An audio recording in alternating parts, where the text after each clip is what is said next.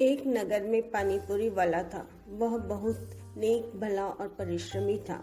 उसके हाथ के बने गोलगप्पे बहुत ही स्वादिष्ट होते थे, इसलिए दूर दूर से लोग उसकी दुकान पर पानीपुरी खाने आते थे। सुबह से रात तक उसकी दुकान पर ग्राहकों की भीड़ लगी रहती थी, लेकिन मजाल है किसी को बहुत देर इंतजार करना पड़े। उसकी मान्यता थी कि जिन ग्राहकों की वजह से उसकी रोजी रोटी चलती है, उसके परिवार का पेट भरता है, वे देवता से कम नहीं। तो ऐसे देवताओं को वह प्रतीक्षा कैसे करवा सकता है। इस तरह वह ग्राहकों का पूरा ख्याल रखता था। एक तो गोलगप्पे का स्वाद, दूसरा इतना विनम्र स्वभाव, तो भीड़ तो जुटनी ही थी।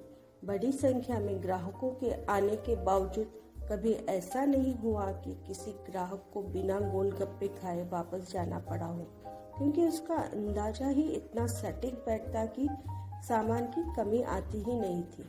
उसके इस गुण को देखकर किसी को विश्वास ही नहीं होता था कि पानीपुरी वाला पढ़ा लिखा नहीं है।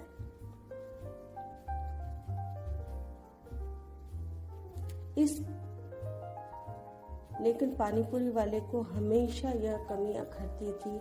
इस कमी को पूरा करने के लिए उसने अपने बेटे को सबसे अच्छी शिक्षा दिलवाई। उसने अपने बेटे की शिक्षा में पैसे की कोई कमी नहीं होने दी। उसने अपने बेटे को विदेश में पढ़ने के लिए भेजा।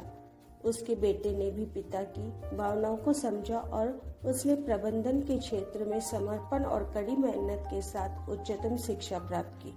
अपनी शिक्षा पूरी करने से पहले उसे कैंपस भर्ती में एक बड़ी कंपनी में नौकरी मिल गई।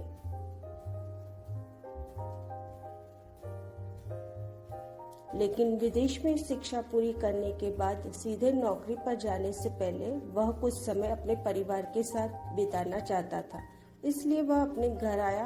बेटे के घर आने के बाद पानीपुरी वाले ने अपने बेटे से कहा, तू तो विदेश से पढ़कर आया है, दुनियादारी का आज सारा ज्ञान तेरे पास है। अब अपने ज्ञान का उपयोग कर बता कि मैं गोलगप्पे की छोटी दुकान को किस तरह बढ़ा सकता हूँ। पिता की बात सुनकर बेटा बोला, आप ठीक कहते हैं, हमें अपनी दुकान को बढ़ाना चाहिए, लेकिन अभी उचित समय नहीं है। अभी दुनिया मंदी के दौर में से गुजर रही है, इसलिए हमें कुछ समय प्रतीक्षा करनी चाहिए। तेजी का रुख होने पर यदि हम व्यवसाय बढ़ाने की सोचेंगे तो उचित होगा।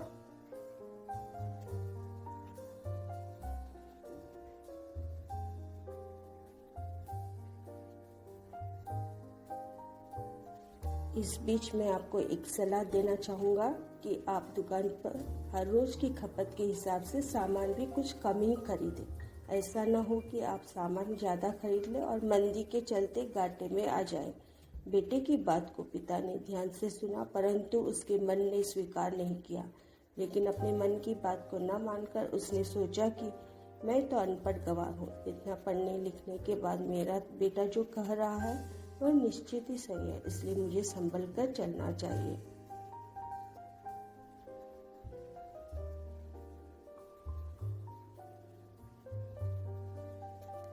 ऐसा विचार कर उसने अगले दिन से दुकान में सामान रखना कम कर दिया, जिसके परिणाम स्वरूप रोज ही कुछ ग्राहक बिना गोलगप्पे खाए लौटने लगे। बेटे की बात ने उसके उत्साह को कम कर दिया था, इसलिए वह ग्राहकों का ख्याल भी नहीं रख पाता था। ग्राहकों को अक्सर बहुत समय तक प्रतीक्षा भी करनी पड़ती थी, लेकिन बेटे की राय उस पर इस तरह हावी थी कि वह वस्तु स्थिति पर ध्यान ही नहीं दे पा रहा था। उत्साह में कमी के कारण वह पहले जैसे स्वादिष्ट गोलगप्पे नहीं बना पाता था।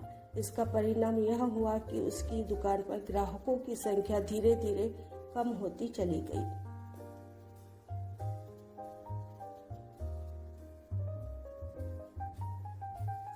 एक दिन दुकान मंगल कर घर लौटते समय वह सोच रहा था कि मेरे बेटे का आकलन कितना सही था।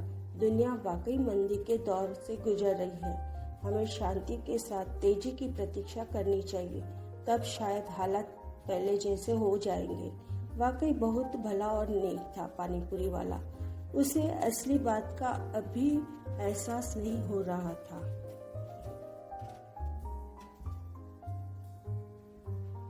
यह कहानी हमें सीख देती है कि हम दूसरों से सलाह अवश्य लें, लेकिन उस सलाह पर अमल करने से पहले विचार कर ले कि देश, काल और परिस्थिति के अनुरूप है कि नहीं। दुनिया की मंदी पानीपुरी वाले के लिए नहीं थी। पानीपुरी वाला यदि अपने विवेक और अनुभवों का उपयोग करके अपने मन की बात को मानता तो शायद उसे मंदी का सामना नहीं करना पड़ता। दूसरी ओर उसके बेटे की शिक्षा में भी गलती नहीं थी। गलती थी उस शिक्षा का व्यवहारिक उपयोग न करने में।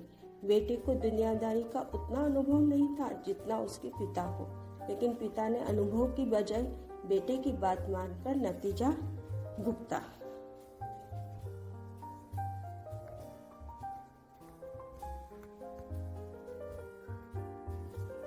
एक नगर में पानीपुरी वाला था। वह बहुत नेक, भला और परिश्रमी था। उसके हाथ के बने गोलगप्पे बहुत ही स्वादिष्ट होते थे, इसलिए दूर दूर से लोग उसकी दुकान पर पानीपुरी खाने